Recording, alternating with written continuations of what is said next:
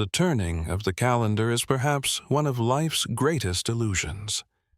We stand on the threshold of 2026, holding our breath, waiting for a miraculous reset. We hope that the simple act of the clock striking midnight will somehow set us free, washing away the stagnation, the compromises, and the disappointments of 25. But how many Januaries have we faced with iron resolve, only to realize by March, or perhaps even sooner, that we're sliding back into the comfortable grooves of our former selves? Here is a sobering reality. 2026 will be nothing new unless we are new. The new year itself is merely an empty vessel. It will only mirror the inner force we choose to pour into it. It will, once again, reflect exactly the person we have decided to become. Therefore, this moment is not merely a handoff. It is a confrontation. It poses the most foundational choice of our existence. Will the next 12 months be a weary repetition of the last 12? A ghost of 25, shaped by the same old doubts, the same old anxieties, and potential never touched? Or will 26 be the year of profound self-reconstruction? The year we finally stop being passive spectators of our own lives and become the architects of our own character? If you feel the painful gap between the life you're living and the life that is whispering within you, then this journey is for you. But we will not rely on fleeting motivation or hollow resolutions. We must seek another kind of map, one forged by wisdom and fire. We turn to two of history's most formidable minds, giants who understood that to change a life, one must first change oneself. From the frozen battlefields along Rome's frontiers, the philosopher King Marcus Aurelius brings us the first key: mastery. He teaches us not to fight the world, but to master our perception of it. He reminds us of the power we already possess. You have power over your mind, not outside events. Realize this, and you will find strength. And from the solitary peaks of the Swiss Alps, the voice of Friedrich Nietzsche echoes, demanding not only mastery, but creation. He challenges us to stop inheriting our values and start building them. He issues the supreme command to anyone seeking reinvention: become who you are. Master your judgments and create your values. Control and creation. These are the twin pillars of a life rebuilt from the ground up. But why these two voices? Why now, on the threshold of 2026? Because we are living in an age of exhaustion. We are drowning in self-help advice, productivity hacks, and an endless stream of how-tos that promise to change our lives. We pour effort into every direction: career, relationships, health. Yet somehow we feel emptier than ever. We are busier, but not deeper. We are more connected, yet lonelier. The truth is, we've been pushing our effort in the wrong direction. We've burned out trying to optimize a life we didn't even choose. The problem isn't a lack of effort. The problem is our operating system. The problem is values and identity. We're running on an inner compass we've passively inherited from the crowd, from society's expectations, from what we think we're supposed to want. And when the compass is broken, it doesn't matter how fast you run, you're only getting lost faster. This is why 26 cannot be a year of minor tweaks. It has to be a checkpoint, a definitive reset. This must be the year we stop running and start recalibrating. This is the year to completely change the blood of that inner compass. This reinvention becomes urgent because of one undeniable fact: our time. We act as if we have infinite time to fix everything, as if we can always start tomorrow. But nothing guarantees that. The great Stoic philosopher Seneca warned us about this illusion 2,000 years ago. In his letters he wrote, "It is not that we have a short time to live, but that we waste a great deal of it. We waste it. We waste it in distraction. We waste it in hesitation. We waste it living a life that isn't ours." The urgency of 26 is not the fear of growing old, but the fear of realizing too late that we never truly lived. This waste ends the moment we recognize what truly matters. Marcus Aurelius constantly reminded himself of the only antidote to wasting time: the duty of the present moment. He understood that a life is built not by grand plans for the future, but by executing perfectly what is right in front of us. He wrote about present duty, about concentrating the whole mind on the task, as if it were the last thing we would ever do. In today's volatile, high-pressure world, combining Seneca's awareness of finitude with Marcus's focus on duty is more relevant than ever. We don't need more information. We need wisdom. That is why this video isn't a list of life hacks. This is an identity surgery. Together, we will explore not just what they thought, but how they thought. We will analyze how Marcus Aurelius built his inner fortress amid the chaos of war and plague, and how Friedrich Nietzsche faced utter solitude to forge the will that created himself. We will break down their core principles, uncover real stories, and, most importantly, we will find how you can begin applying them today to stop wasting even a single second more and start building a life of intention. To grasp the power of these tools, we must first understand the people who forged them. They were not armchair scholars, safe within ivory towers. They were men who lived and breathed their philosophy in life's harshest furnaces. Their ideas, separated by nearly 2 millennia, form a sturdy bridge we can cross, moving from endurance to creation. Our first guide is a man who held absolute power: Marcus Aurelius. He was not a philosopher who chose to be a king. He was a king who carried philosophy as a matter of survival. Picture his context. He was emperor of the Roman Empire, ruling the known civilized world. But this was no golden age of peace. His reign was defined by relentless turmoil. He spent much of his life on the frozen frontiers of the northern borders, pushing back tribes in the Marcomannic Wars. In Rome, a devastating plague, the Antonine Plague, swept through, killing millions, including his co-ruler. He faced betrayal from his most trusted generals and the personal agony of losing many of his children. Each day he woke with the weight of an entire world on his shoulders. And in the darkness of a military tent, under the flicker of candlelight, he wrote. He did not write for us. He did not write to publish. He wrote for himself. The work we call Meditations is his private journal, an unending inner dialogue. It is the desperate yet disciplined effort of a man to apply Stoic principles, virtue, discipline, and above all, the clear distinction between what lies within his control and what does not. Marcus's philosophy was not an intellectual exercise. It was a defensive weapon. He did not try to change the outside world.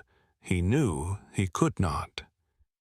He was trying to build something inviolable, an inner citadel, a mental fortress that no plague, no war, no betrayal could penetrate.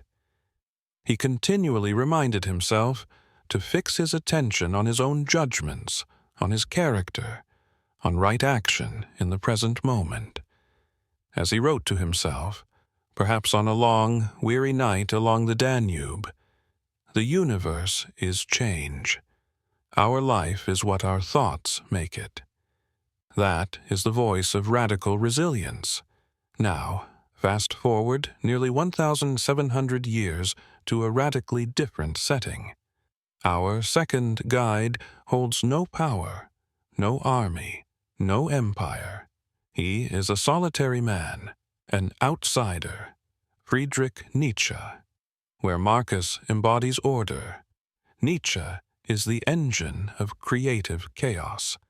His life was a chain of brutal personal tragedies, tormented by chronic illnesses, blinding migraines, relentless stomach pains. He abandoned a brilliant academic career at a very young age. He wandered across Europe, from Switzerland to Italy, living in cheap boarding rooms, battling numbing loneliness and near total misunderstanding from the world. His works, the very ones we now consider foundational to modern philosophy, did not sell. He self-published them, and they sat untouched in warehouses.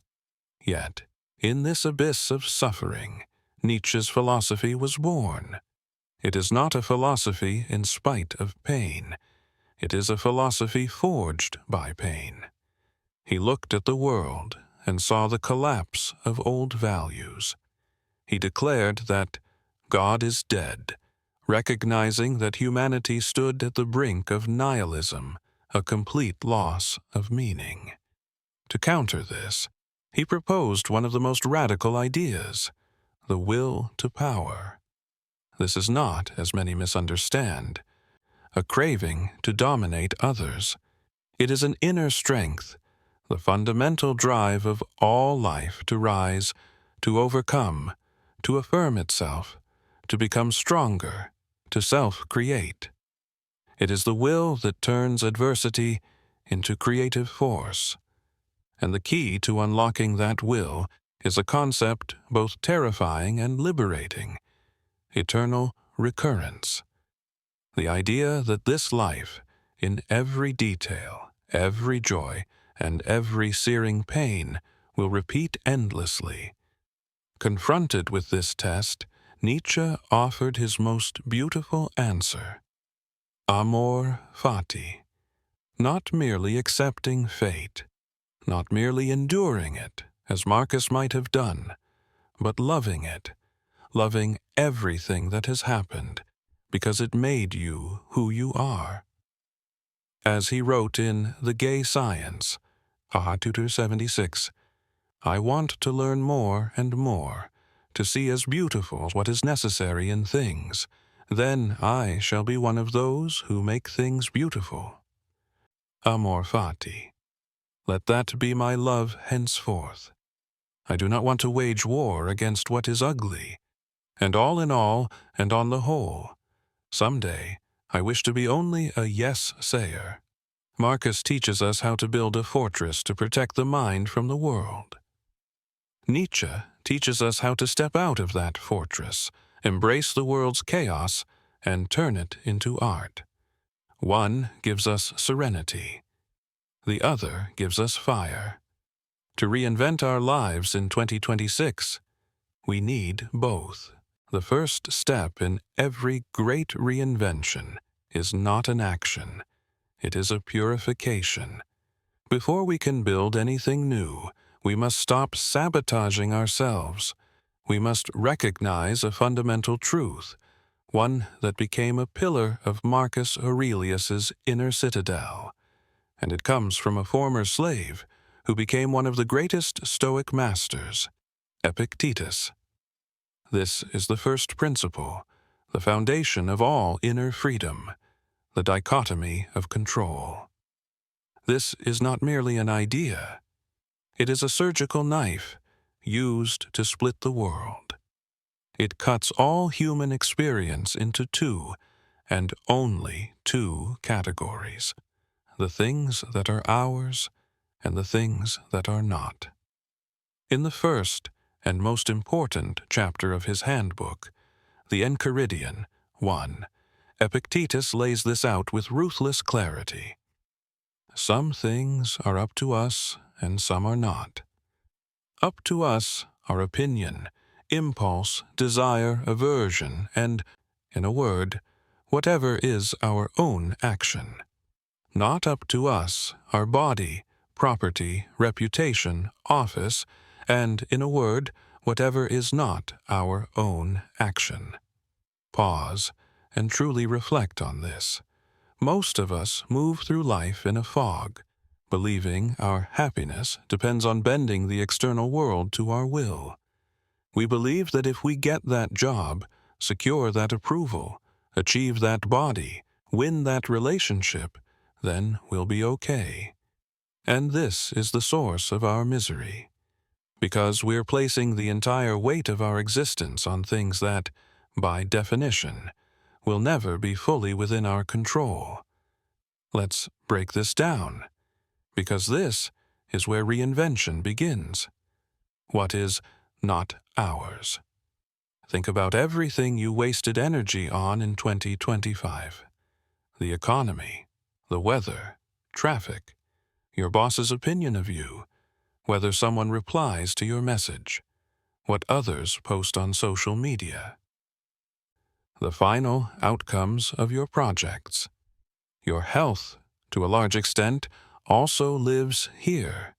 You can influence it, but you cannot fully control whether you get sick. Your reputation, that exists in other people's minds. We spend most of our lives wrestling with these externals. We worry, we rage, we fear, we envy. We are like dogs chained to a moving cart. The cart is reality. We can try to run faster than the cart or drag it back, and we will only be pulled, choked, and battered. The Stoic says, recognize that you are chained to the cart, and then recognize that you don't have to resist it. What is ours? This is where your real power lives. It is not outside, it is entirely within. Epictetus says the things that are ours are judgment. This is how you interpret events. It rains. That is a neutral event. Your calling it a bad day is a judgment, and that is entirely yours. You get fired. That is an event. Interpreting it as my end, or a chance to begin again, is a judgment. This is Marcus Aurelius's inner citadel. The world can throw anything at you. It cannot control how you choose to see it. Will. These are your inner drives. You do not control feeling hungry, but you control what you choose to eat. You do not control someone insulting you, but you control the will to retaliate. You control what you aim toward, virtue, discipline, and what you avoid, cowardice, deceit. Action. Not the results of action, but the action itself. You do not control whether you win the race. That depends on your competitors, the weather, chance, but you fully control whether you train with all your effort. You do not control whether your presentation convinces the board, but you control 100%, preparing it as thoroughly as you possibly can. This distinction liberates us. It frees us from the impossible burden of trying to control the universe. It takes all the mental and emotional energy we squander on externals, anxiety, anger, resentment, and brings it back to us. And this brings us to the critical metric for 2026. If you want to reinvent your life, set one goal. Allocate at least 8% of your mental and emotional energy to your control orbit. Imagine your energy as 100 units per day. Most of us wake up and instantly spend 50 units worrying about meetings, 20 units raging about traffic, and 10 units stewing over something someone said yesterday. We're left with 20 units for what truly matters, our own actions and judgments. The 2026 reinvention demands a complete reversal. 80% of your energy must be poured into the control orbit. What does that mean? It means that when you're stuck in traffic, instead of spending 10% of your energy yelling, you spend 1% on judgment. This is an external, I don't control it. And then invest 9% in actions within your control. I can call to say I'll be late, or I can listen to a lesson during this time. It means that when your boss criticizes your work, instead of pouring 40% of your energy into feeling defensive or angry, focused on your reputation, you invest that 40% in listening objectively. Which feedback here, if any, is useful and within my power to improve? And in your own judgment. His assessment of me is his, the quality of my work is mine. This is a revolutionary shift. It is not passivity. This is not becoming a doormat. This is agency at the highest level. It is refusing to play games you cannot win, like controlling other people, and instead focusing on the only game that matters, the only game you can win, the game of your own character and actions. Freedom from what is outside your control is the empty space Nietzsche needs to enter. You cannot become yourself if you're constantly distracted by what others think of you. You cannot self-create values if you are wasting all your will on trying to change the unchangeable. The Stoic dichotomy is step 1. It is the clearing of the ground. It is the reclamation of your energy. It is the solid foundation of the inner citadel. Only then will you have the strength and clarity to begin the creative work above it. The first step in every great reinvention is not an action, it is a purification. Before we can build anything new, we have to stop sabotaging ourselves. We must recognize a fundamental truth, one that became a pillar of Marcus Aurelius's inner citadel, and it comes from a former slave who became one of the greatest Stoic masters, Epictetus. This is the first principle, the foundation of all inner freedom, the dichotomy of control. This is not just an idea. It's a surgical knife used to divide the world. It splits all human experience into two, and only two categories: the things that are ours and the things that are not. In the first and most important chapter of his handbook, the Enchiridion 1, Epictetus states this with ruthless clarity. Some things are up to us and some are not. Up to us are opinion, impulse, desire, aversion, and, in a word, whatever is our own action. Not up to us are body, property, reputation, office, and in a word, whatever is not our own action. Stop and really reflect on this. Most of us move through life in a fog, believing that our happiness depends on bending the external world to our will. We believe that if we land that job, secure that approval, get that body, win that relationship, then we'll be okay. And this is the source of our misery, because we're placing the entire weight of our existence on things that, by definition, will never be fully within our control. Let's analyze this, because this is where reinvention begins. What is not ours? Think about everything you wasted energy on in 25.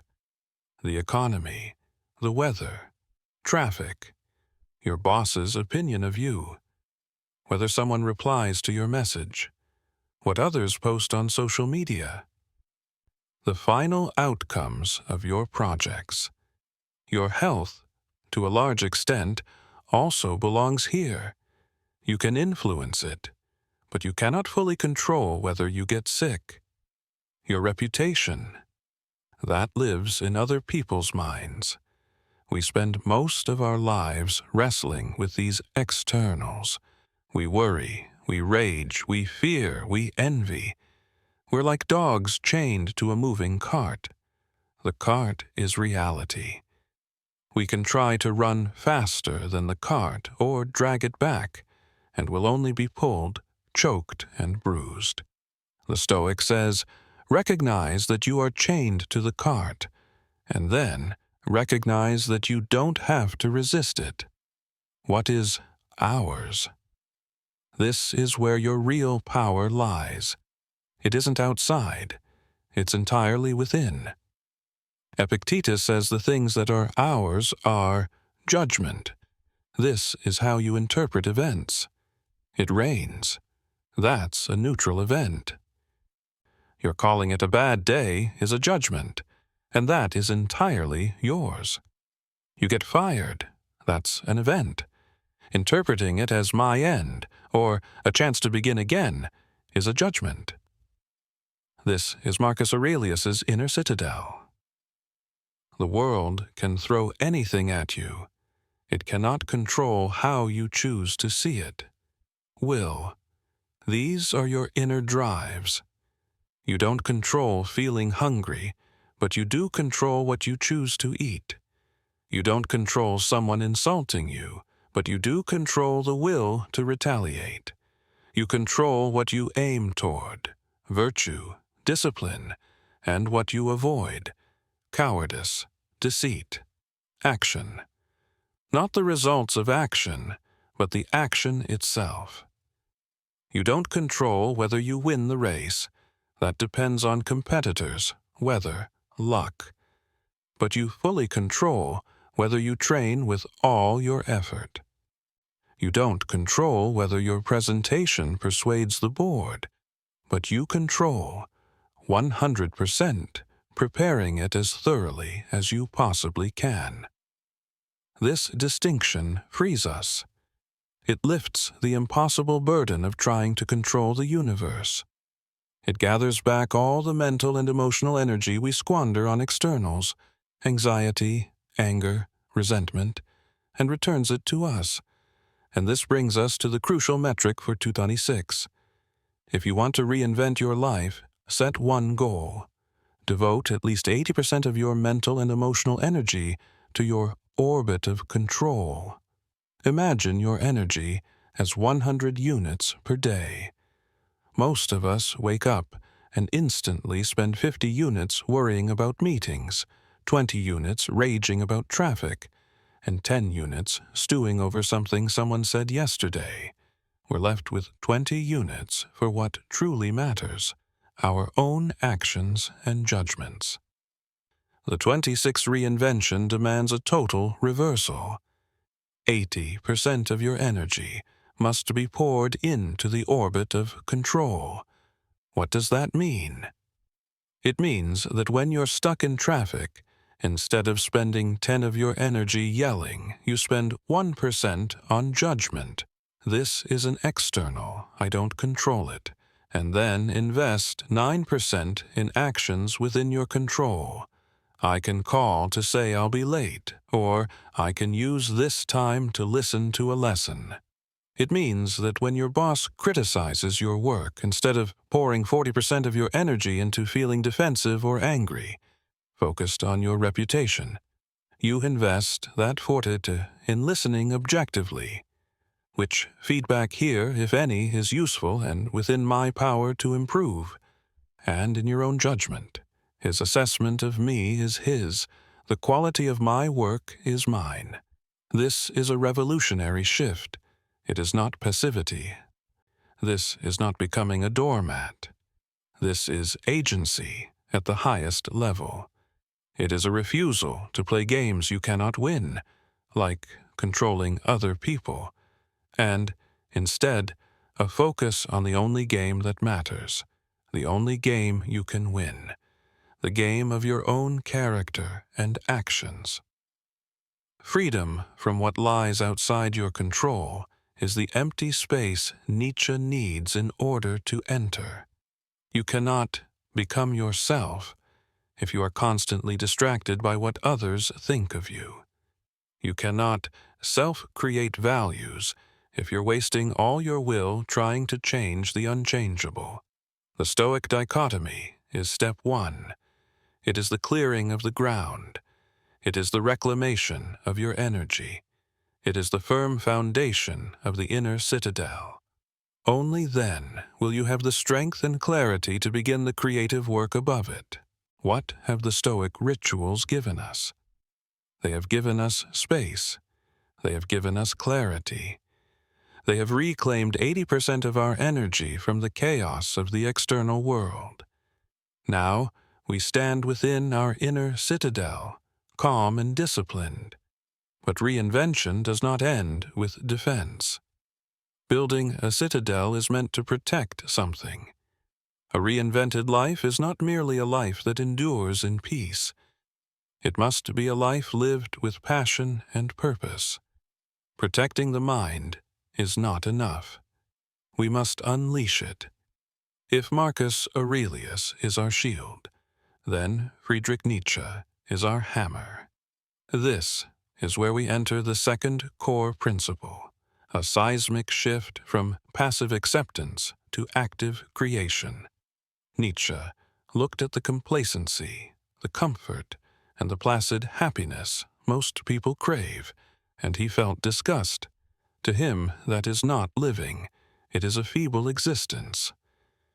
Reinventing your life, according to Nietzsche, is not about becoming a nicer, more palatable version of someone else. It is not about following someone's 10-step plan for a successful life, as society defines it. It is about unleashing your own inner force. It is an excavation to unearth the unique, powerful, and perhaps dangerous self that sleeps beneath layers of social expectation and your own fear. This principle is built on Nietzsche's twin pillars, the will to power and amor. Fati. 1. Will to power. The creative drive first. We must clear away the greatest misunderstanding. Will to power is not a dictatorial desire to dominate others, to gain political power, or to crush opponents. That is a crude and mistaken interpretation. For Nietzsche, the will to power is the fundamental drive of all life. It is the strength in the acorn to rise into an oak. It is the propulsion in an artist to turn dead marble into a masterpiece. It is the inner drive in you to grow, to overcome, to expand, and to assert your will upon the world through creation. And most importantly, it is the will to overcome yourself. This is the core message of his masterpiece. Thus spoke Zarathustra. The figure of Zarathustra descends from the mountain to teach humanity about the Übermensch. The Übermensch is not a tyrant, but one who has overcome the pettiness, the fear, and the herd morality of man to create new values for himself. Zarathustra proclaims, "Man is something that shall be overcome." To reinvent yourself for 2026 through this lens means you must overcome the person you were in 25. You must stop being a passive product of your environment and become an active cause. This leads to a practical consequence. The will to power does not grow in comfort. It needs resistance. A muscle only grows stronger when it pushes against gravity. Your will only grows stronger when it faces challenge. Therefore, instead of avoiding difficulty in 2026, Nietzsche challenges you to choose challenges with resistance, worthy of your potential. Do not choose an easy goal. Choose a battle worth fighting. Choose a skill so hard it scares you. Choose a project so large it requires a better version of you to complete it. Make 26 your training ground for character. As stated in Beyond Good and Evil, the path of the free spirits is the path for those who dare to walk alone and define themselves. But what happens when you choose a great challenge and you fail? What happens when you face adversity, pain, or inevitable loss? This is where the second pillar, and the most beautiful one, arrives. 2. Amor fati, the fuel for creation. The Stoic, Marcus, teaches us to endure adversity. He says, "It is outside, it cannot harm my judgment." This is a powerful defensive shield. Nietzsche looks at that shield and says, "Why merely endure when you can love it?" Amor fati, love of fate. This is not passive resignation. This is a potent affirmation of life. It is Nietzsche's formula for greatness. He says, "Do not merely accept what happens to you. Do not merely try to see the bright side of it. Will it exactly as it happened.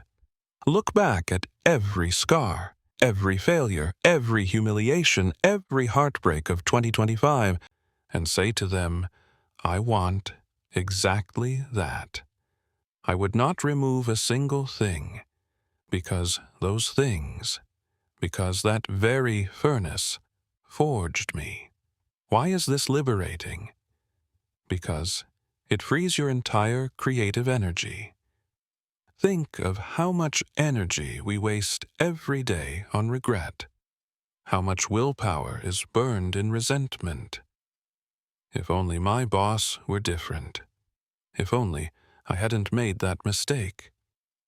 If only I had a different past. All these if-onlys are leaks in your soul. You are bleeding energy into a past that cannot be changed. Amor fati seals every leak. When you love your fate, you stop fighting reality. You no longer waste even an ounce of energy wishing things were otherwise. And all that reclaimed energy, the serenity of the Stoic plus Nietzsche's love, can now be redirected 100% forward. It becomes fuel for your will to power. Business failure? Good. Amor fati says, that is the lesson I needed to build something more durable. And the will to power says, now use that lesson and build. Rejected? Good. Amor fati says, this removes what is not for me. And the will to power says, now focus on creating value that cannot be refused. Amor fati is not what happens after you've exercised the will to power. Amor fati is what allows the will to power to exist. You cannot truly create if you fear outcomes. You cannot truly overcome if you fear failure. Amor fati removes that fear by declaring that every outcome, every failure, every pain is good because it is part of the journey. This is the ultimate combination for reinvention. The Stoic dichotomy gives you the clarity to focus on your own actions. And Nietzsche's pair, the will to power and amor fati, gives you the engine to act and the strength to love whatever outcomes those actions produce. How do we actually apply a philosophy this grand and, frankly, this intimidating? How do we turn the will to power from a philosophical term into a daily action? How do we learn to love our fate when we're in the middle of a painful failure? In his wisdom, Nietzsche didn't just offer a diagnosis, he offered two powerful practical tools. These are not life hacks. These are tests of the soul. Here's how to apply Nietzsche to reinvent 2026. Tool 1. The Eternal Recurrence Test. The Filter. The first tool is a filter. Perhaps the harshest filter ever devised to evaluate the worth of an action. It's a thought experiment Nietzsche called the heaviest burden, hauntingly described in The Gay Science, 341. He asks you to imagine this. What if some day or night a demon were to steal after you into your loneliest loneliness and say to you, "This life, as you now live it and have lived it, you will have to live once more, and innumerable times more, and there will be nothing new in it, but every pain, and every joy, and every thought and sigh, and everything unutterably small or great in your life will have to return to you, all in the same succession and sequence." Stop. Truly feel the weight of that question. Not an afterlife, not heaven or hell, but this life itself, this very day, this very minute, the fatigue you feel, the distractions you're battling, the procrastination you're indulging, repeating endlessly. Nietzsche asks, what would your reaction be? Would you throw yourself down and gnash your teeth and curse the demon? Would you collapse in horror at the realization that your mediocrity, your regrets, and your wasted hours are now your eternal sentence?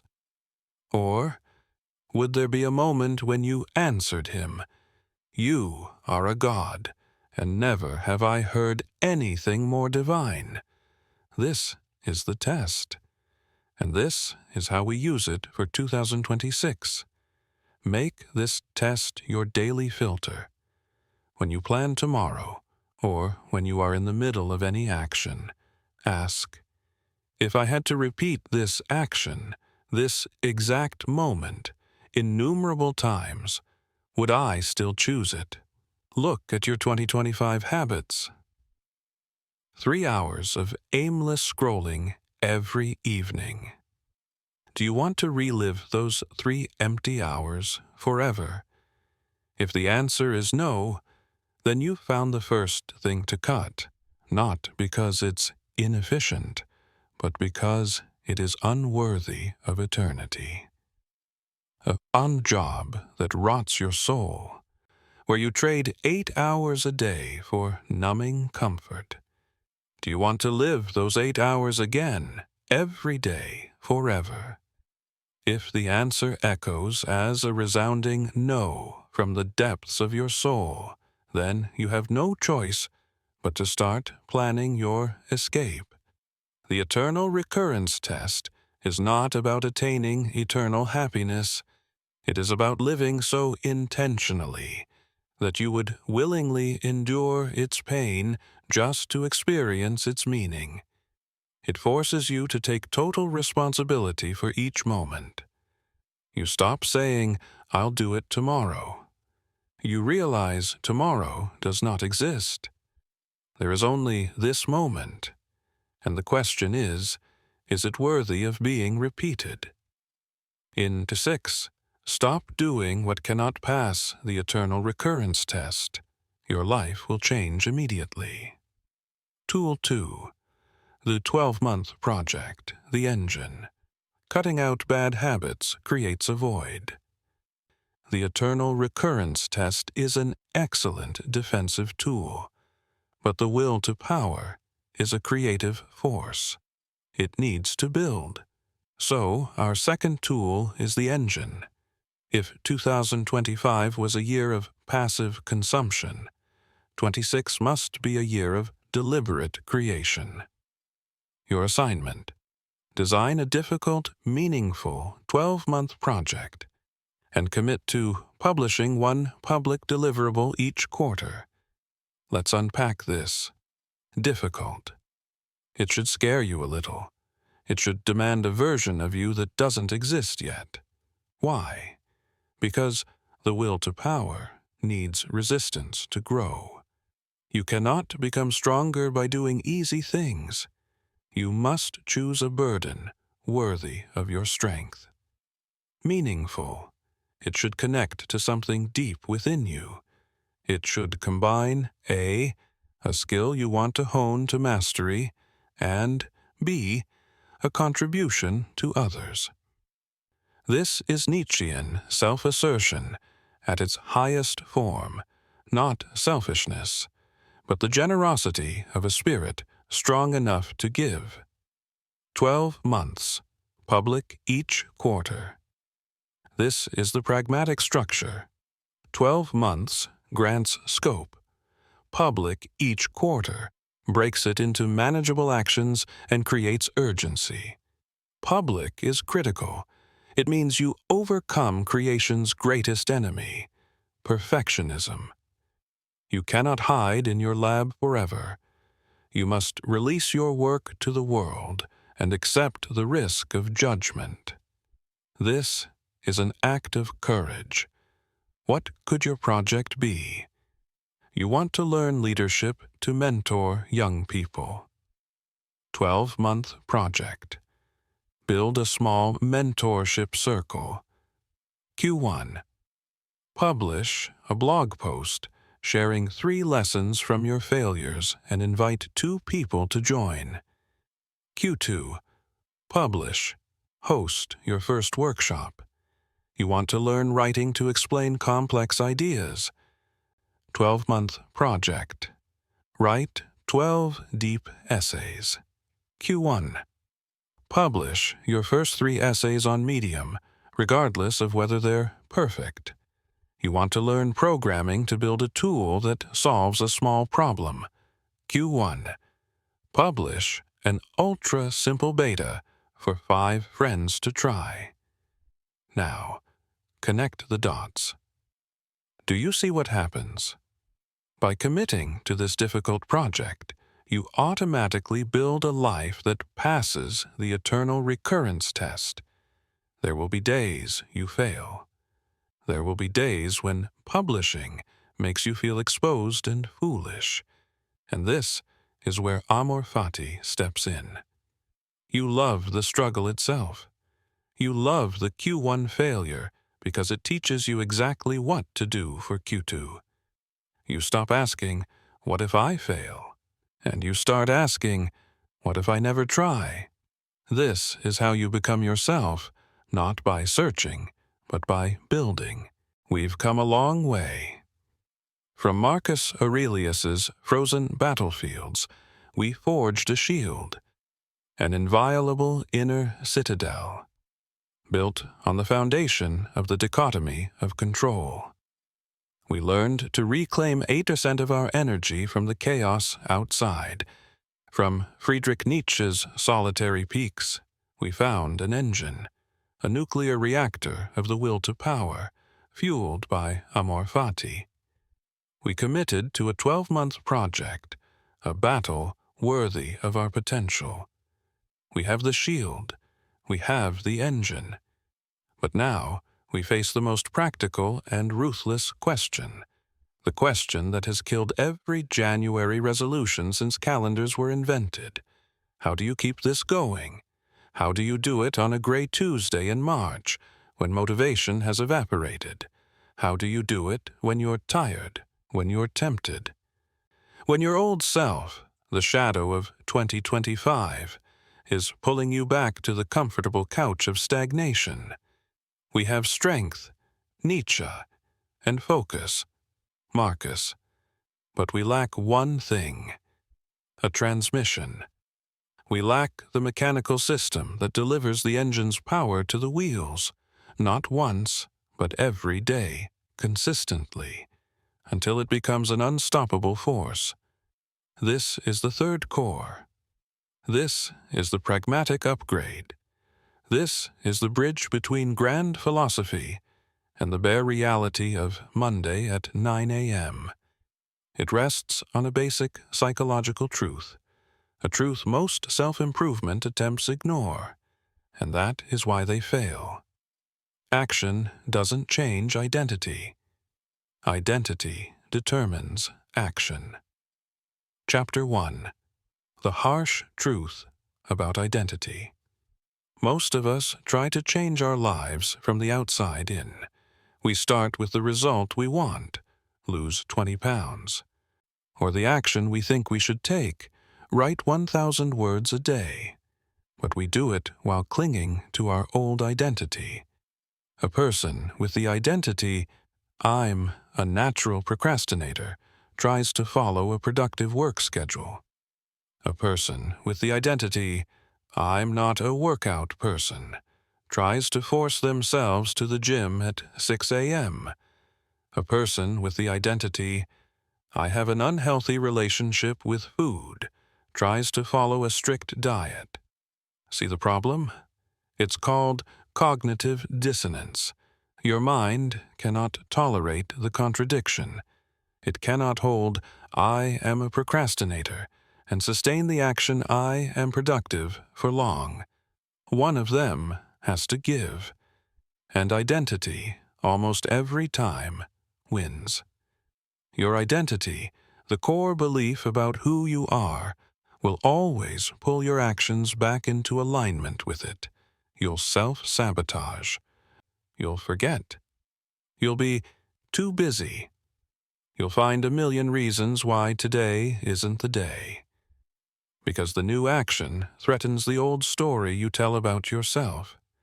This is why true reinvention does not begin with action.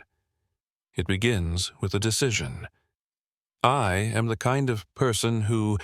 This is the most powerful line of code you can write for the human brain. It is a total inversion. Instead of, "I want to write a book." Result. Decide, "I am a writer."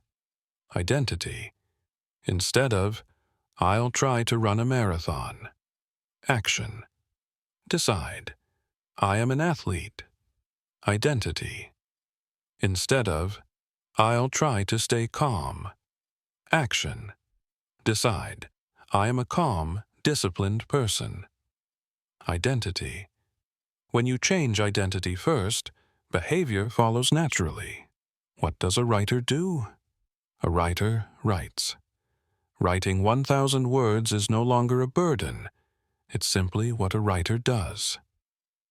It is an affirmation of who you are. What does an athlete do? An athlete trains. Skipping a session creates the dissonance, not the training. What does a calm person do? Like Marcus Aurelius, whose core identity was a Stoic and a Roman. They face chaos with disciplined judgment.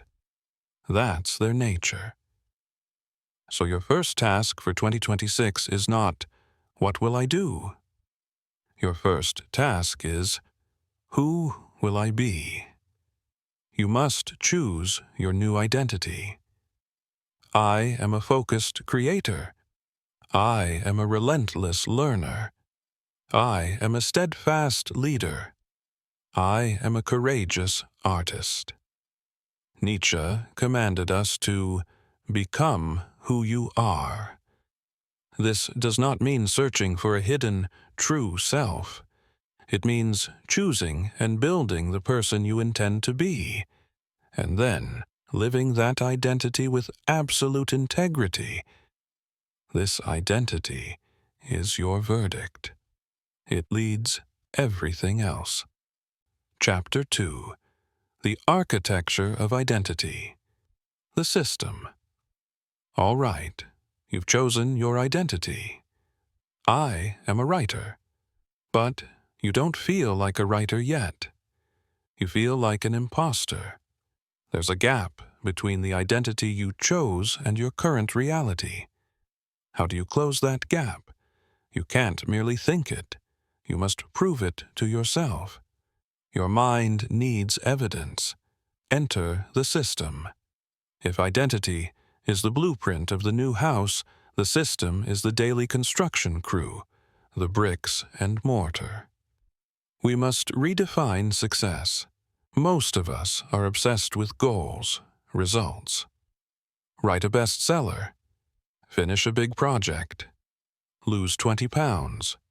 But goals have a fatal flaw. They're temporary. Think about it. You train for months for a marathon. Goal. You cross the finish line. You get the medal. And then, what? A hollow feeling hits. Post-marathon blues are real.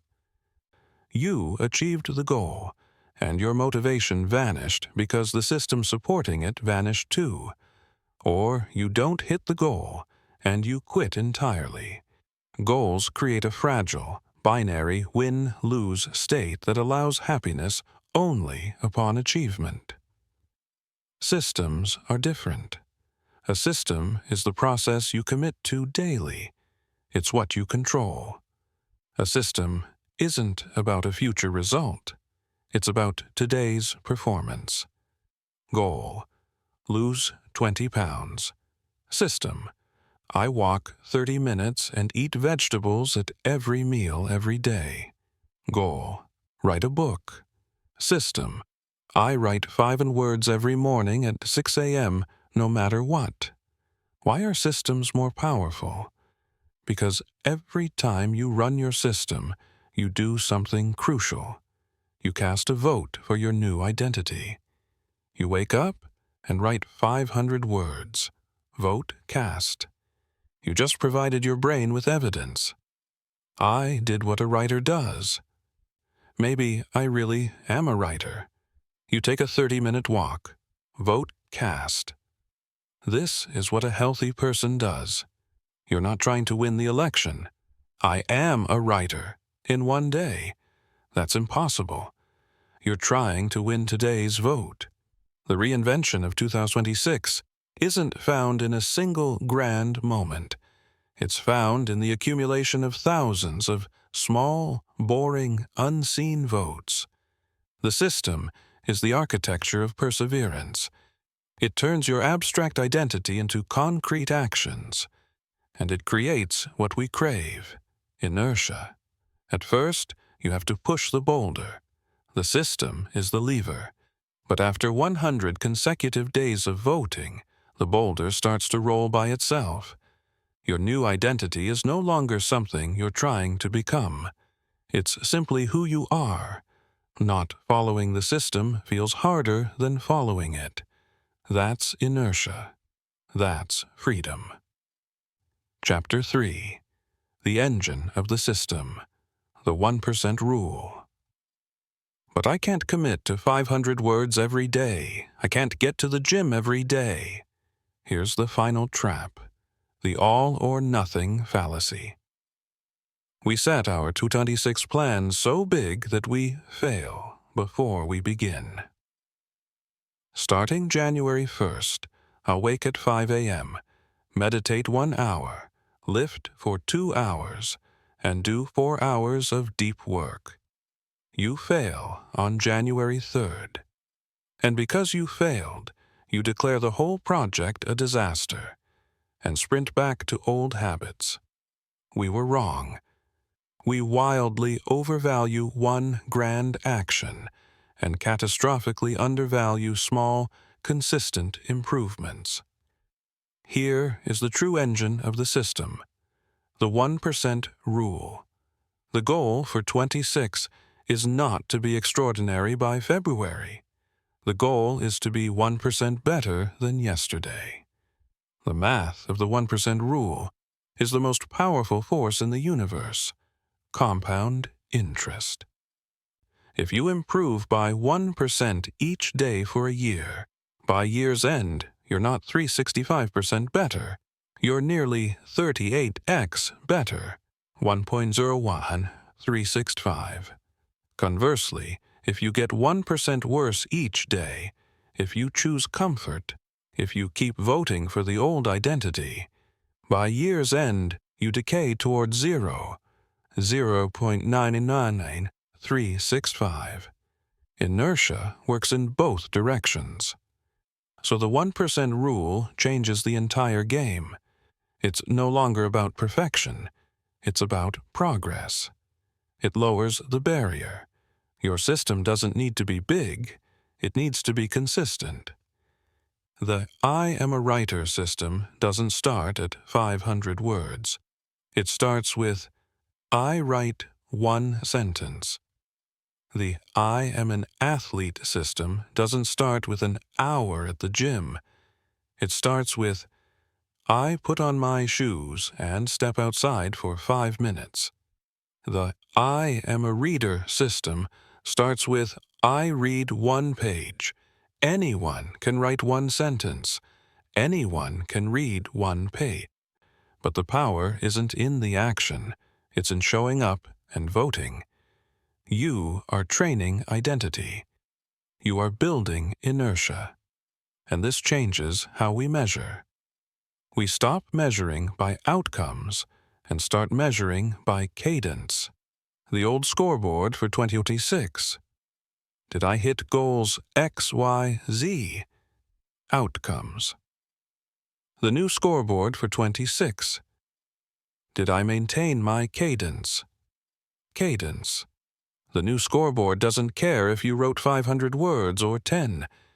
It asks, did you show up and write? It doesn't care if you ran 5 miles or 1. It asks, did you lace up? The supreme rule of this system. Never miss twice. You can miss a day. Life happens. You get sick. Emergencies arise. Fine, you're human. But never miss 2 days in a row. Missing once is an accident. Missing twice is the beginning of a new negative habit. Missing twice is your first vote for the old identity. This new scoreboard, measuring cadence, is the ultimate pragmatic upgrade. It takes Marcus's daily discipline, fuses it with Nietzsche's drive toward excellence, and turns it into something you can actually do. Chapter 4. The Spirit of the System. The Musashi Bridge. Now we have an almost perfect machine, a chosen identity, a system to prove it, a 1% rule to power it. But it can feel mechanical, cold, like soulless automation. We're missing a final component, spirit. With what spirit do we run this system? For this, we need a short bridge, a quick comparison with another great warrior. As mentioned in the outline, we can glance at Miyamoto Musashi's disciplined spirit. Musashi was Japan's greatest swordsman, unbeaten. At the end of his life, he withdrew to a cave and wrote Goren no Sho, the Book of 5 Rings. For Musashi, the way of swordsmanship wasn't mere cutting technique. It was a philosophy of life, a path toward mastery. His identity, a warrior seeking the way, and his system, unceasing practice, were not two separate things. They were one. Practice was the way. This is the spirit we carry into 2026. Your 1% system, the 12-month project you chose, is not a chore. It isn't something you have to do to get some future payoff. It is your way. If your identity is writer, then the 500 words system is your way. You approach the blank page not with fear, but with the reverence of a craftsperson. If your identity is programmer, then the 1 hour of code system is your way. You approach the editor with a swordsman's focus. This spiritual shift is everything. It turns a task from a burden into a privilege. It's not, I have to do this. It's, I get to do this. I get to walk this path. It transforms your pragmatic system into a spiritual practice. And now, the toolkit is complete. We have Marcus's clarity and shield. We have Nietzsche's drive and fire, and we have the pragmatic machine, identity, system, 1%, and the way, to turn that philosophy into everyday reality. This is how you ensure the inertia of 2026 pushes you forward, rather than dragging you back into the past. So we have the machine. We have a chosen identity. Who am I? We have a system, the process for casting votes for that identity. We have an engine, the 1% rule, with a commitment to never miss twice. And we have a spirit, Musashi's way, where practice itself is the reward. But what does this machine look like at 6 a.m. on a Tuesday? How does it run when the real world is screaming for your attention? If identity and system are the strategic blueprint, we now need a tactical protocol. We need a daily operating manual for your 2026 self. This is not a list of life hacks. This is the 3-layer reinvention protocol. It is designed to ensure the 3 pillars of existence, mind, body, and work, operate in perfect harmony, all aimed at one objective: reinforcing your new identity. The Stoic rituals we discussed in Part 5 are a superb defensive mechanism. But now we're integrating them into a larger system, one that not only defends Marcus, but also attacks and creates Nietzsche. Here's how we build the day from the ground up. Layer 1. Mind. The operating system. Everything begins here. If your mind is chaotic, reactive, and distracted, the best efforts of the body and work will fail. The mind is the OS that decides how to interpret every input and how to allocate every resource. The protocol for the mind has 2 missions. A. Protect clarity, and B. Cultivate focus. A. Defensive protocol, input limits, and Stoic reframing. 1. The sacred 60 minutes. Your first act of the day is a vote. Most of us vote for chaos. We reach for the phone. Within 10 seconds of waking, we inject our brain with urgent emails, sensational news, and social media comparison. You've lost the day before your feet hit the floor. You've handed over the 8% energy from Part 4 to the outside world. New protocol. The first 60 minutes of the day are yours. No phone, no email, no news, no exceptions. This is the dichotomy of control at its highest level. You are deliberately deciding that your mind matters more than instant convenience. In this silence, you run your morning ritual from Part 5. Stoic journaling, negative visualization, and reviewing the identity you are building today. You are constructing your fortress before the battle begins. 2. Stoic cognitive reframing. Chaos will come. An angry email, a failed project, a provocative colleague. An untrained mind reacts. Anger, blame, fear. That is the old 2025 mind. New protocol.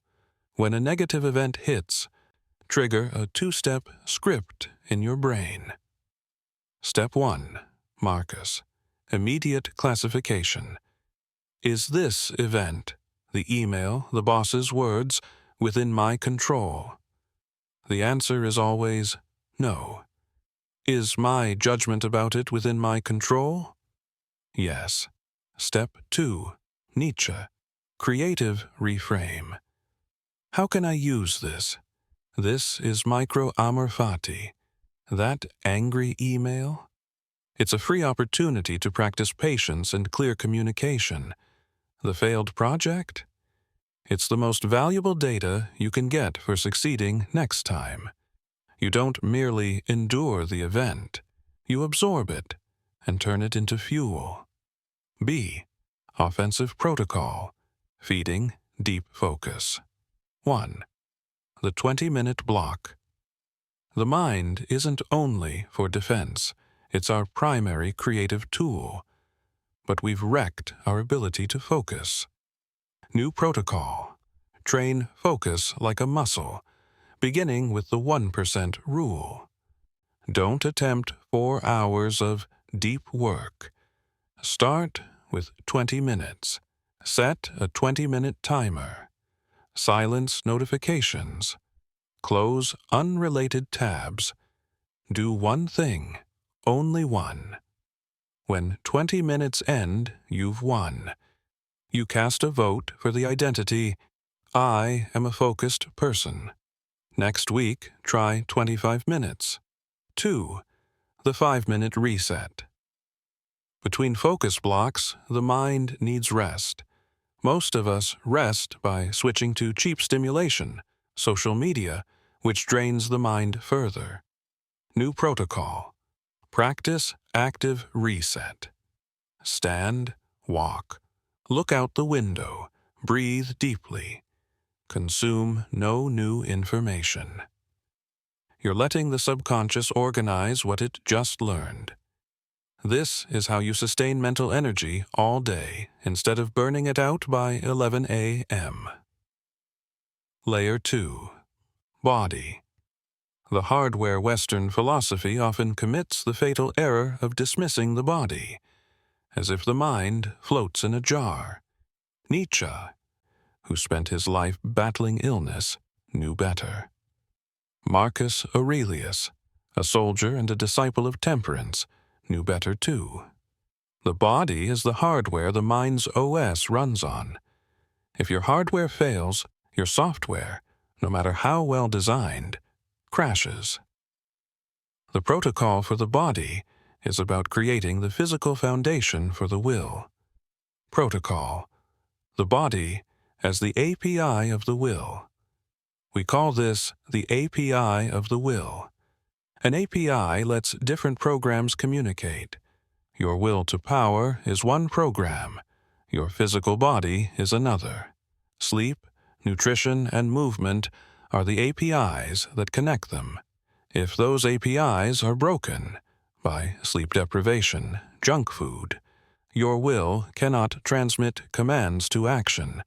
Your motivation throws a 404 error. 1. Prioritize sleep. We treat sleep as a luxury, something to sacrifice for the hustle. That is a deadly mistake. Sleep is where reinvention happens, where memories consolidate, the body repairs, and the will recharges. New protocol. Sleep is a performance target, not an afterthought. Choose the identity. I am someone who respects my sleep because it powers my ambition. System. A 1-hour shutdown ritual before bed. No screens. Red paper. Evening journal. Part 5. Self-audit. Guard sleep as fiercely as your sacred 60. 2. Temperance and fuel. We don't need extreme diets. We need stoic moderation.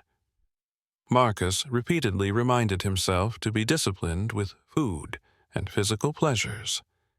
New protocol. Change the question. Old. What does my mouth want right now? Emotional reactivity. New. What does my body need to execute my important work this afternoon? Intentional action. This is the dichotomy of control in action. Choosing conscious judgment, I need clean energy, over unconscious impulse. I want sugar. Every healthy meal is a vote for the identity. I am disciplined. 3. Minimum movement. We don't need to become marathoners. We need to resist the disease of our age, sedentariness. New protocol. Apply the 1% rule. The goal isn't 1 hour at the gym. The goal is, I don't let a day pass without 10 minutes of movement. A brisk 10-minute walk. 50 push-ups. Enough to cast a vote. Enough to say, I care for my machine. Layer 3. Work. The output. This is where mind and body unite. This is where we execute the 12-month project. From Part 7. This is where we walk the way. From Part 8. If the mind is the OS and the body is the hardware, work is the output the machine produces, the tangible expression of the will to power. Protocol, leverage, and cadence. 1. The 90-minute focus block. 20 minutes is for training. 90 is for creating. Research on ultradian rhythms shows the brain performs best in 90-minute focus blocks, followed by a short rest. New protocol. Every day, your calendar contains one non-negotiable item. A 90-minute, interruption-free block dedicated to your most important work, the 12-month project. This is how you heed Seneca's warning about time. It is not that we have a short time to live, but that we waste a great deal of it. We waste time on shallow work, emails, meetings, busyness. This 90-minute block is your rebellion against shallowness. You give your best mental energy to your most important work first. One 90-minute block per day, 5 days a week, is 75 hours of high-leverage, deep work per week. In a year, that's nearly 400 hours. You can build an empire in 400 hours. 2. Daily micro-publishing. This is how we beat perfectionism, the enemy of the will to power. A quarterly publish for the 12-month project is big. We need smaller wins. New protocol. Each day, inside your 90-minute block, have one target. Produce one small, finished artifact. If you're a writer, I am a writer. That's a complete 500 words. Not research, writing. If you're a programmer, one working function. If you're an artist, one finished sketch. It forces you to close the loop. It builds inertia. It provides daily, tangible proof that you are doing the work. 3. The identity scorecard. This upgrades the evening self-audit from Part 5. At day's end, we don't measure, do I feel productive? Feelings are outside control. We don't measure, did I finish everything on my to-do list? Outcomes are outside control. We measure the only thing that matters. Did I run my system? New protocol. Create a simple scorecard. Identity. I am a disciplined creator. Votes. System. Mind. Sacred 60 completed. Yes, no. Body. Slept 7+ hours. Yes, no. Body. No junk food. Yes, no. Work. 90-minute block done. Yes, no. Work. Daily micro-publish. Yes, no. You don't need 5-5. You're aiming for 3-5 or 4-5. Osha? This is how you measure by cadence from Part 8. You are collecting evidence. Every yes is another vote for your new identity. Every yes tells your brain, this is who I am now. This is the real work of reinvention. It isn't a lightning bolt of inspiration. It's the disciplined, systematic execution of a protocol. It is a commitment to your new identity, proven through hundreds of small daily votes across all 3 layers of existence. We have it, then, a meticulously designed, perfect machine. We have Marcus Aurelius's inviolable shield, forged from the dichotomy of control. We have Friedrich Nietzsche's blazing engine, driven by the will to power and cooled by amor fati. And we have the transmission, the 3-layer protocol, a pragmatic system of identity, system, and the 1% rule, inspired by Musashi's spirit. In theory, it's unbeatable. In theory, nothing can stop someone equipped with this toolkit. But this is where we must step off the blueprint and face a hard truth. The moment you fire up this machine, your old self, the ghost of 2025, will do everything in its power to sabotage it. Our old brain, wired for comfort and social approval, will start launching viruses. It will look for exploits in the system. If we don't anticipate and patch these vulnerabilities from the start, our great reinvention engine will stall on the launch pad. This section is about debugging your reinvention. These are the two biggest mistakes, the two core misconceptions that will kill your momentum. And here's how we use our very philosophers to crush them. Mistake 1. The misconception. Discipline equals extreme stoicism. The first mistake is a profound misunderstanding of the word discipline itself. When we hear stoicism or discipline, our brain instantly paints a picture of self-torment. An ascetic monk, a Spartan soldier, someone who wakes at 4 a.m., takes ice baths, eats bland meals, and rejects every joy. We believe that to reinvent ourselves, we must torture our old self into submission. We think discipline is the brute use of willpower to fight temptation. And that is exactly why we fail. The self-torment method is a terrible strategy. It assumes you have an endless supply of willpower, but willpower is finite. It's like a muscle. It fatigues. You can use willpower to resist eating cookies for an hour. You can resist the temptation to check your phone for 90 minutes, from the protocol in Part 9. But by 8 p.m., when you're tired and you've had a rough day, your will is depleted. And you don't just eat one cookie. You eat the whole box. You don't just check your phone. You scroll for 3 hours.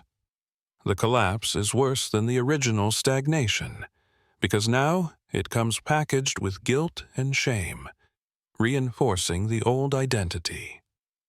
See? I knew I couldn't do it.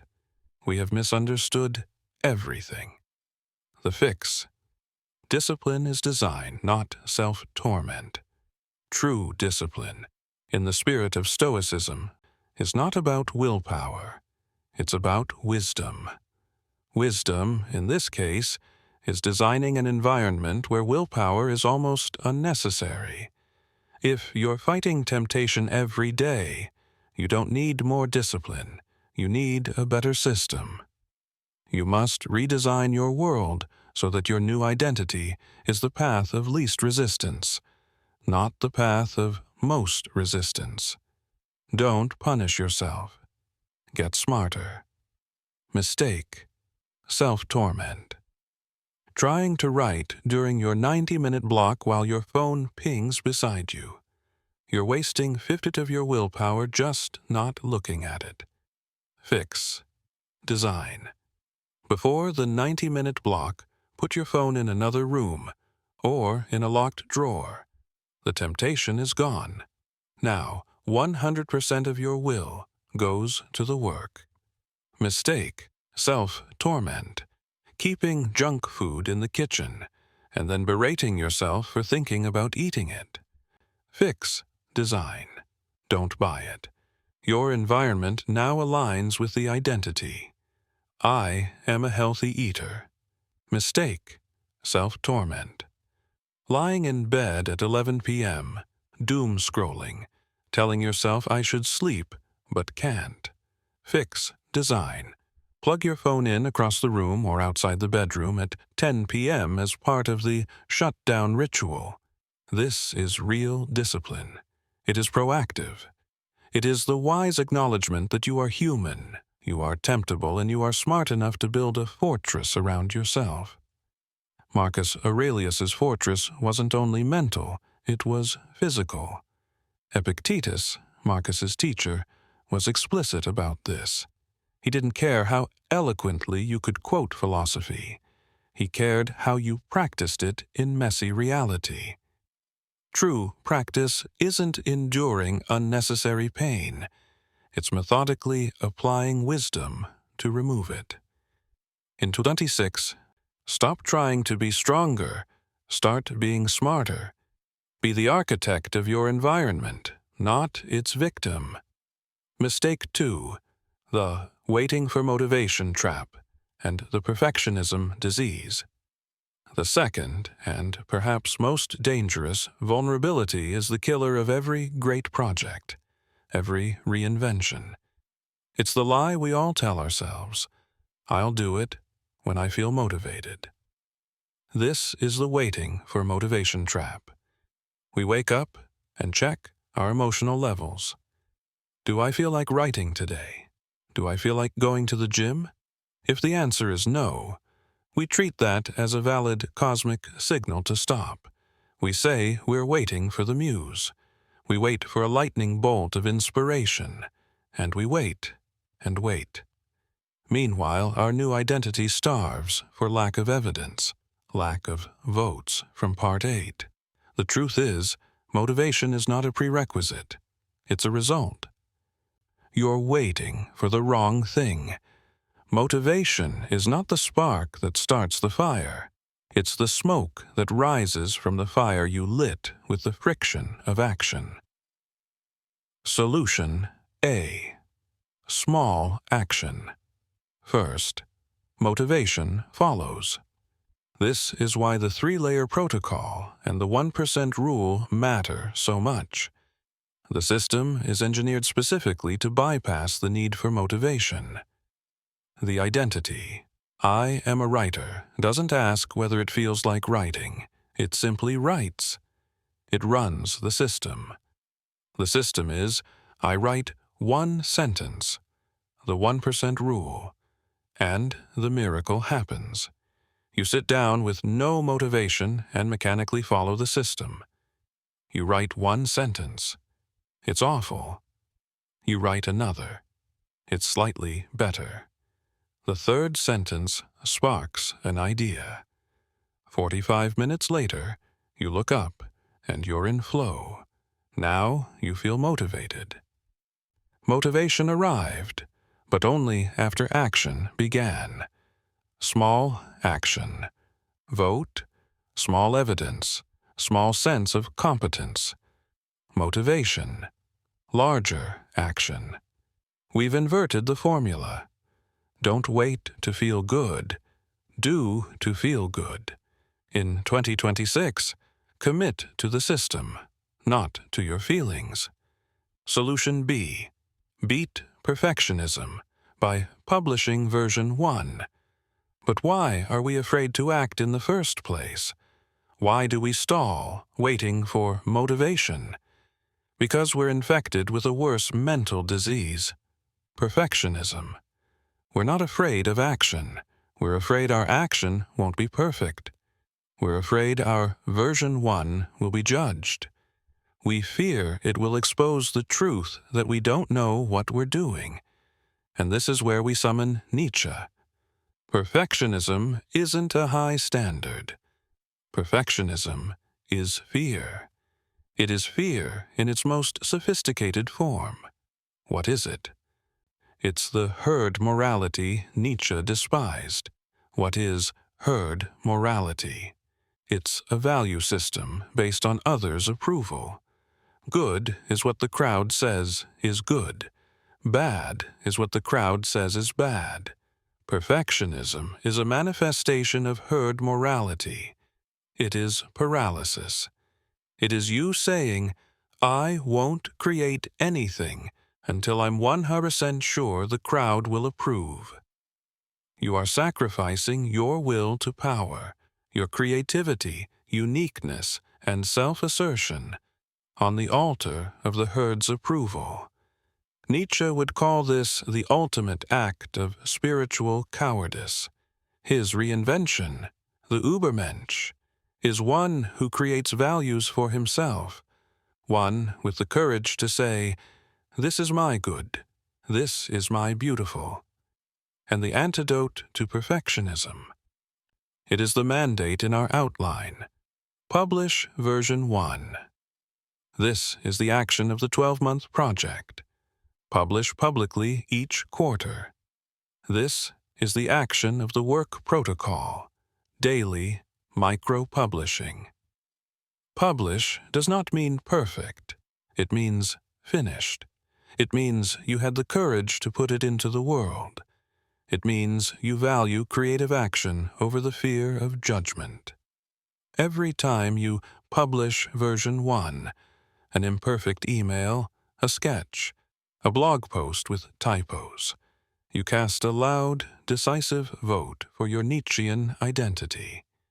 You're saying, "My creative will is stronger than my herd fear." As Nietzsche wrote in Beyond Good and Evil, a free spirit thinks differently than what is expected of him. To reinvent yourself, you must be willing to be imperfect in public. You must love that act, amor fati. Love even its flaws, because they are proof that you are alive, creating, and transcending. Stop waiting for motivation. Act, however small. Stop trying to be perfect. Publish. With these two major vulnerabilities patched, our machine is now ready for a real roadmap. We have it now. A powerful machine, meticulously designed. We have Marcus Aurelius's inviolable shield, forged from the dichotomy of control. We have Friedrich Nietzsche's blazing engine, powered by the will to power and cooled by amor fati. And we have the transmission, the 3-layer protocol, a pragmatic system of identity, system, and the 1% rule, inspired by Musashi's spirit. In theory, it's unstoppable. In theory, nothing can hinder someone equipped with this toolkit. But this is the moment. We must step off the blueprint and face a blunt truth. The instant you start this machine, your old self, the ghost of 2025, will do everything in its power to sabotage it. Our old brain, programmed for comfort and social approval, will start releasing viruses. It will look for loopholes in the system. If we don't anticipate and patch these holes from the outset, our great reinvention engine will stall on the launch pad. This section is about debugging your reinvention. These are the two biggest mistakes, two core misconceptions that will kill your momentum. And here's how we use our very philosophers to crush them. Mistake 1, the misconception, discipline x extreme stoicism. The first mistake is a deep misunderstanding of the word discipline itself. When we hear stoicism or discipline, our brain instantly paints a picture of self-mortification. An ascetic monk, a Spartan soldier, someone who wakes at 4 a.m., ice baths, eats bland meals, and rejects every joy. We believe that to reinvent ourselves, we must torture our old self into submission. We think discipline is the brute use of willpower to fight temptation. And that is precisely why we fail. This self-torment method is a terrible strategy. It assumes you have an endless supply of willpower. But willpower is finite. It's like a muscle. It fatigues.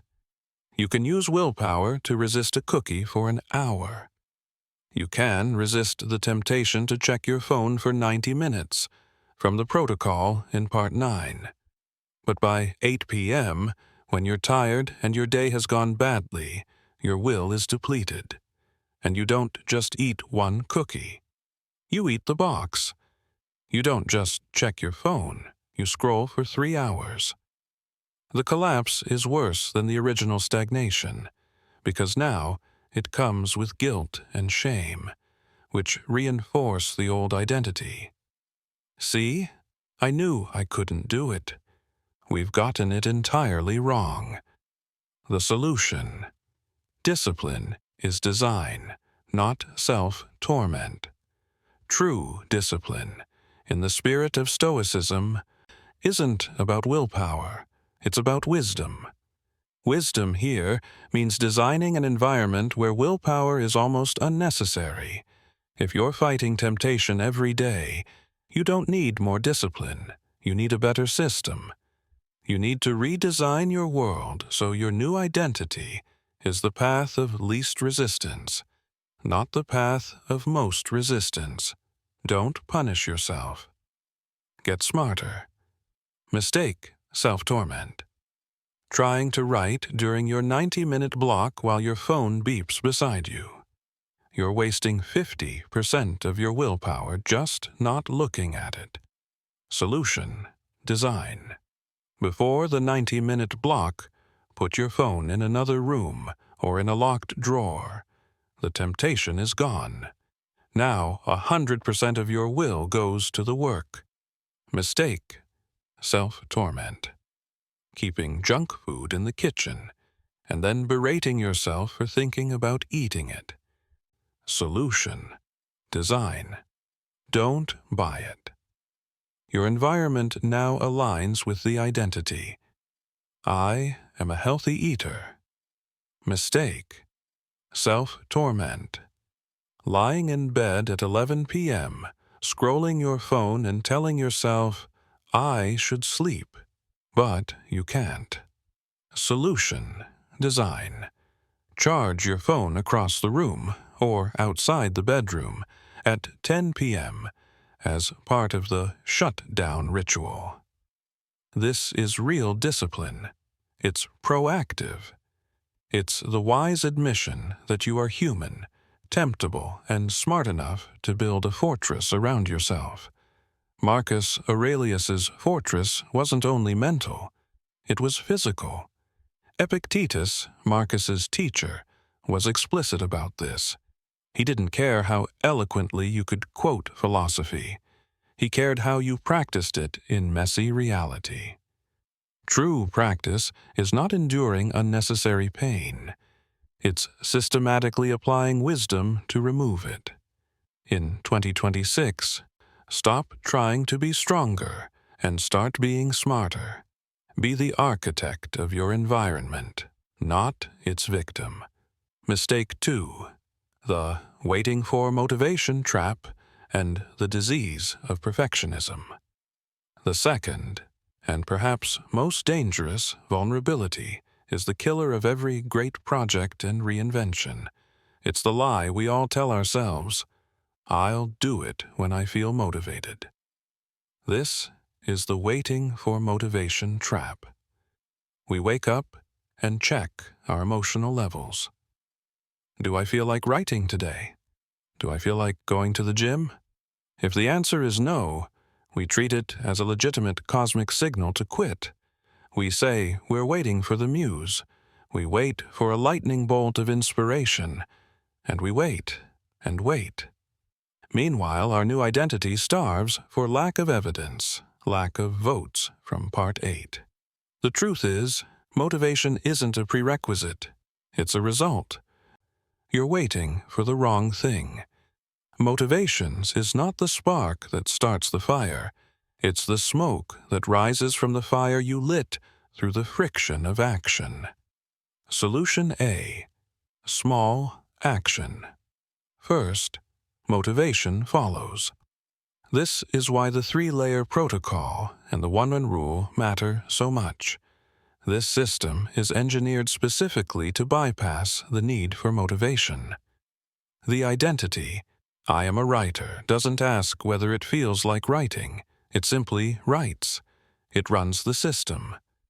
The system is, I write 1 sentence. The 1% rule. Then the miracle happens.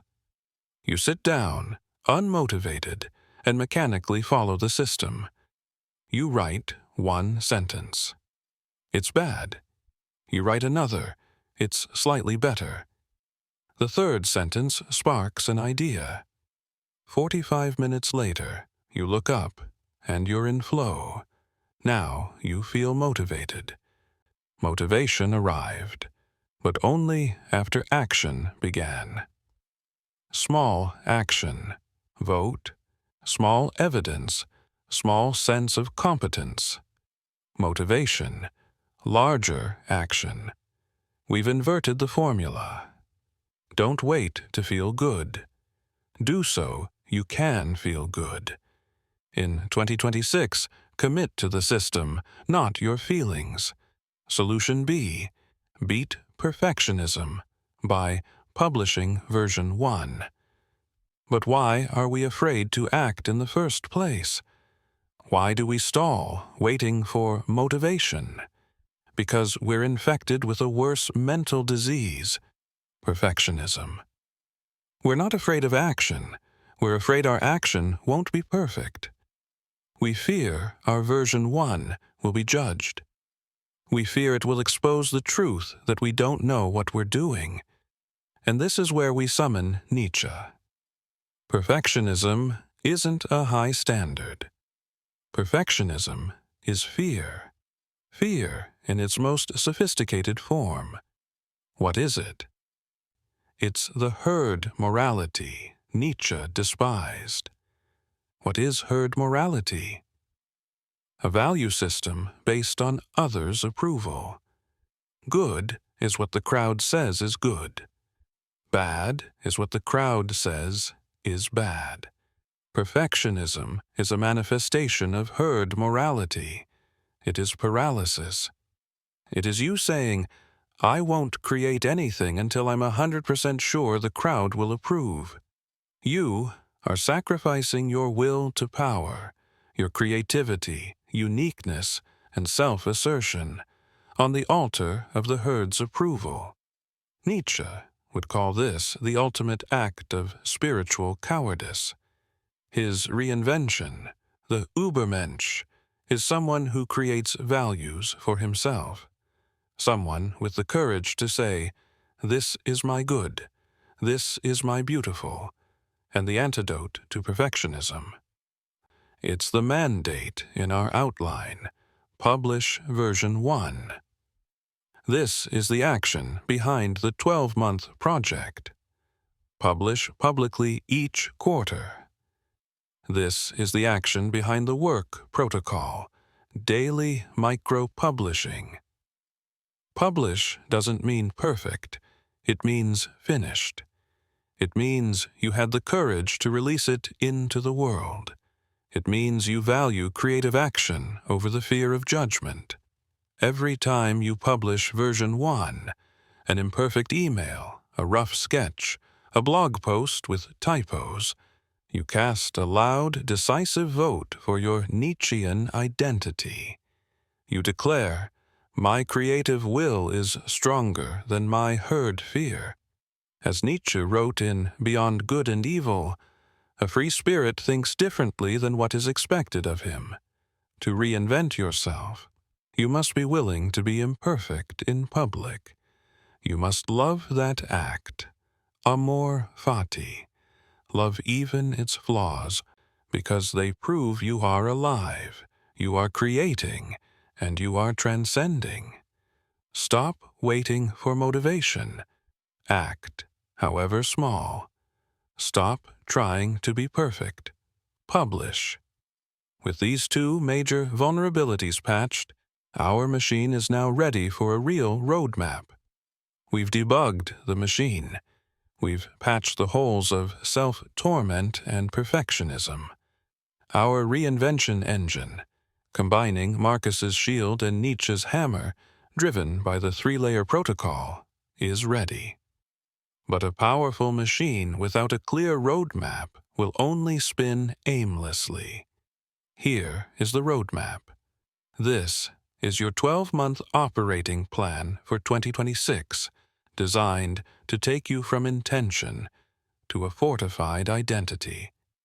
It divides the year into 4 quarters, each with a single strategic mission. Quarter 1, Q1. Reset and clarify mission. Build the foundation. This is Marcus Aurelius's quarter. We're not trying to conquer the world.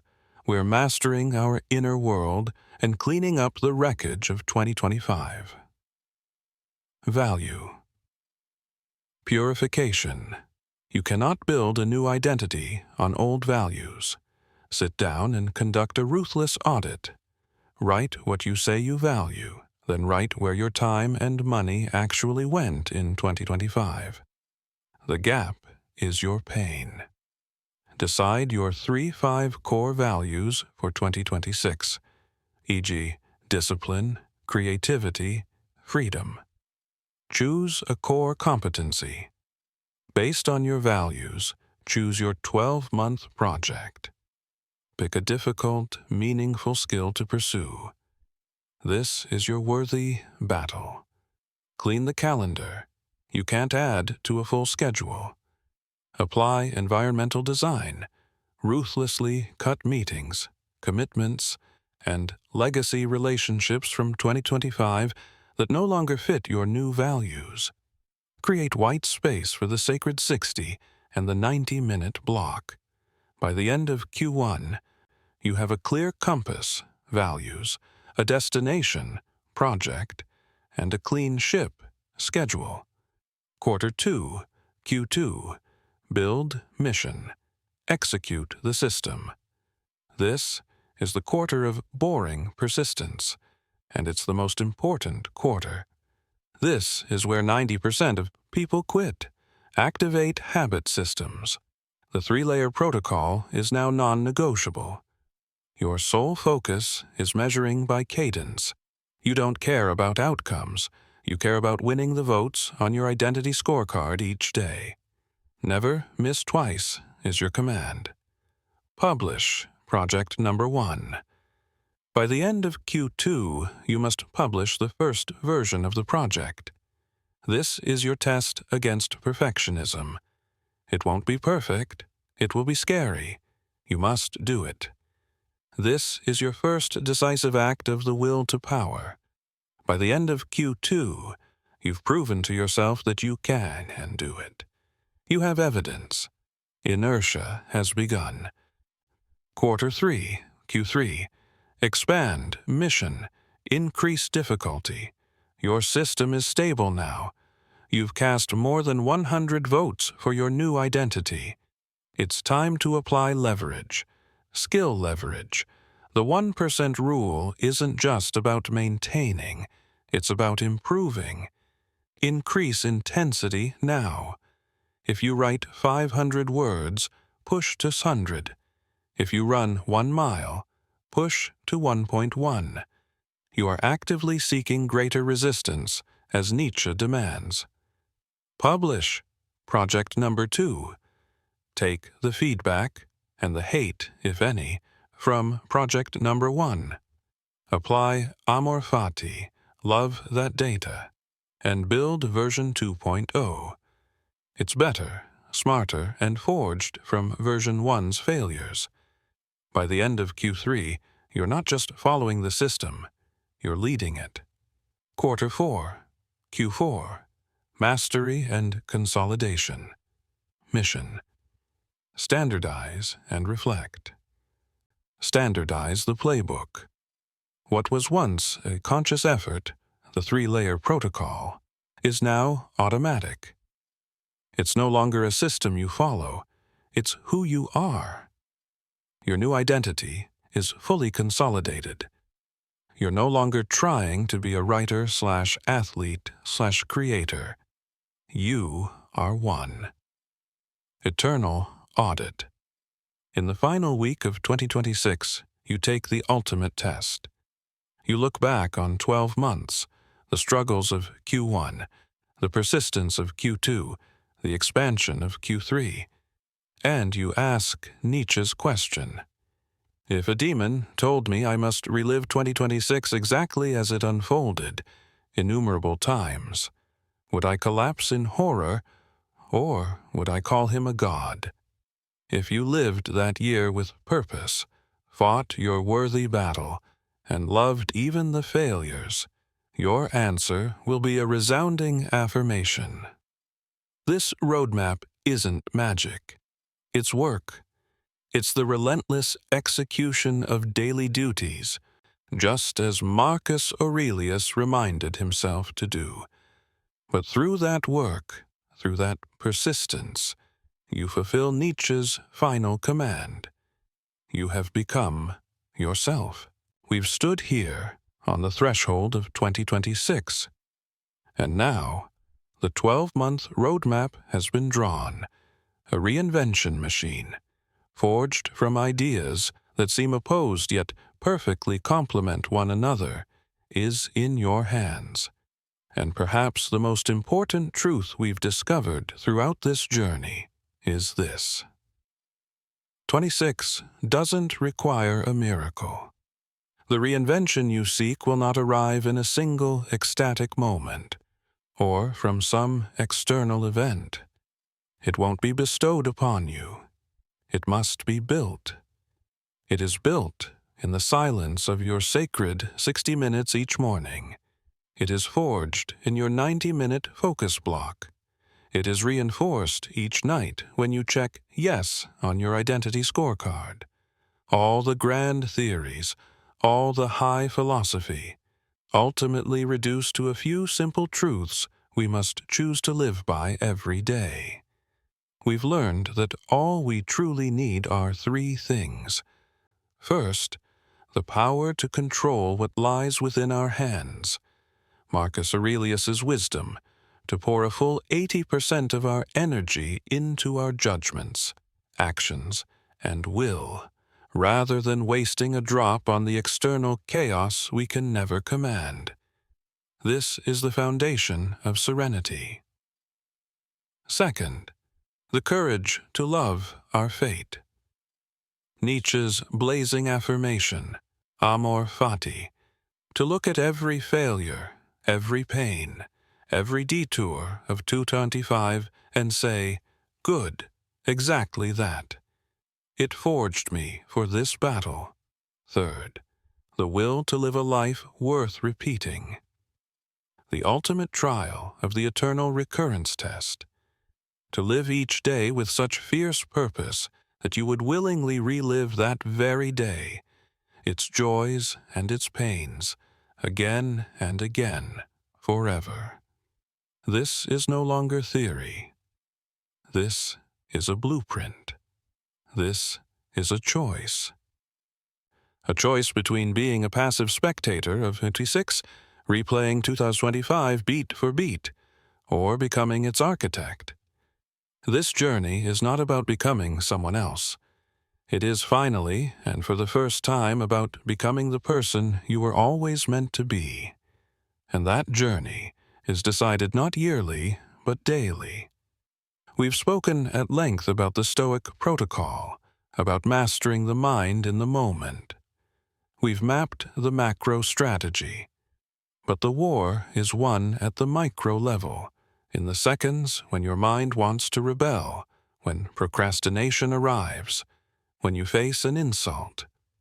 To truly command the Q1 roadmap and build that inner citadel, you need a detailed tactical field guide. You need daily rituals, broken down minute by minute. That is why, if you're ready to shift from knowing to doing, there's a next step. Don't stop here. Take this strategy and arm it with real weapons. Our next video is that field guide. It's a deep dive on turning your mind protocol into an automatic habit. It's called How to Actually Control Your Mind, Not the World, Marcus Aurelius and Stoicism. Click that video now. That's where we turn today's big ideas into tomorrow's precise actions. Let's get to work.